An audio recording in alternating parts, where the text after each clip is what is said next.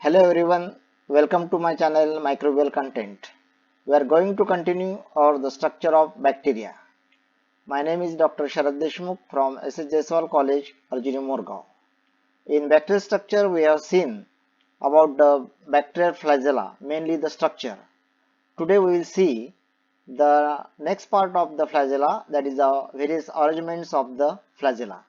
So in this case, there are mainly four types of the arrangements are seen. The first one is the monotrichous. The monotrichous name itself suggests the mono means the single. So single flagellum at one end, that is the monotrichous. The next one is the lophotrichous. Lophotrichous means a tuft of flagellum or the tuft of flagella at one end, or in some books they have mentioned the tuft of flagella at both the ends.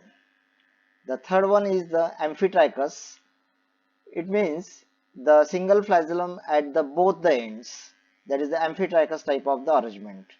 And the fourth one is commonly seen in most of the bacteria, that is the peritrichous, where the flagella are seen all around the bacterial cell. So in this way there are four types are seen: monotrichous, lophotrichous, amphitrichous and peritrichous. And those bacteria, they do not possess the flagella, they are referred as the non-flagellated bacteria. Then in this case, we'll continue the next aspect, that is how to demonstrate the flagella. The one of the important method which is used is the electron microscopy, by which we can study the structure of the flagella. The second one is we can demonstrate the flagella by the silver impregnation method, and commonly method used is the Lifson's staining method. And the next one is the indirect method, that is by demonstrating the motility of the bacteria, because the bacterial flagella are responsible for the motility of the bacteria. So indirectly, by demonstrating the motility, we can say that the bacterial cell are motile. How to demonstrate this bacterial motility? The motility of the bacteria can be demonstrated by the two ways. The first one is by hanging drop preparation, where a drop of the bacterial culture in the broth culture is observed under the microscope for the motile organism. And one of the indirect method is by the stap culture, where the culture of the bacteria is inoculated by stap culture method in a semi-solid agar, and after incubation the spreading growth is seen, that indicate that the bacteria are the motile one. And most commonly method used is the hanging drop preparation. So we'll see in detail about the hanging drop preparation. We'll see in detail the hanging drop preparation. So we required for this purpose the culture, that is a bacterial culture, then inoculating loop, cover slip and cavity slide. These are the major requirements for the hanging drop preparation. In this case, now we'll see how to perform this experiment, that is preparation of the hanging drop.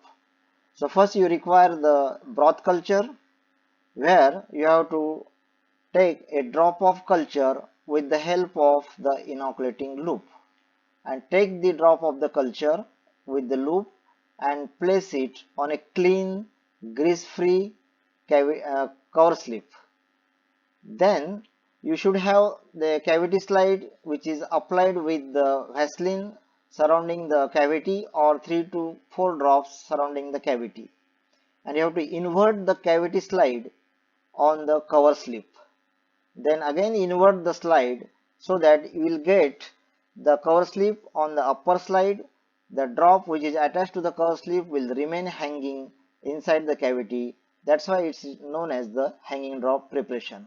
Now your hanging drop preparation is ready to observe under the microscope, where you have to observe it first under the low power as a edge of the drop, and then for further detailed bacterial structure you have to observe under the high power of the microscope.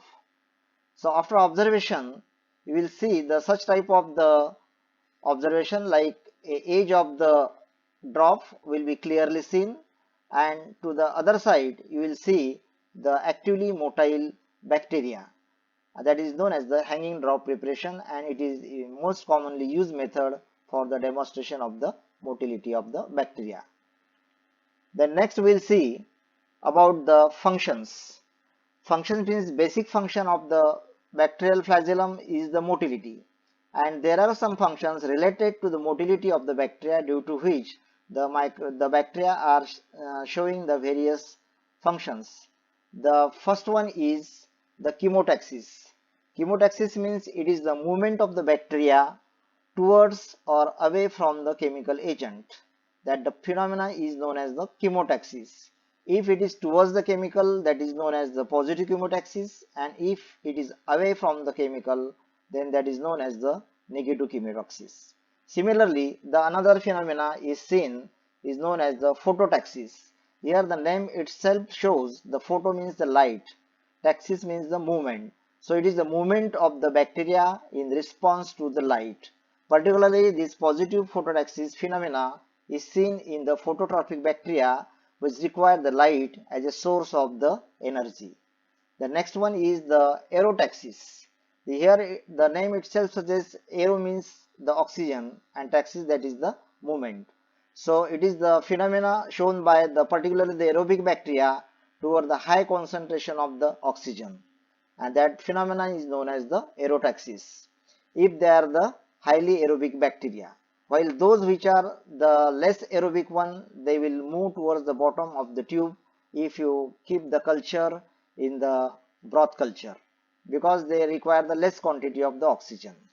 And another phenomena is also noted in some bacteria like Ascospirillum magnetotacticum, that is the movement in response to the magnetic field, that is known as the magnetotaxis. So in this way these phenomena are seen due to the movement of the bacteria, or that is due to the motility of the bacteria. We will see the remaining structure in the next lecture. Thank you.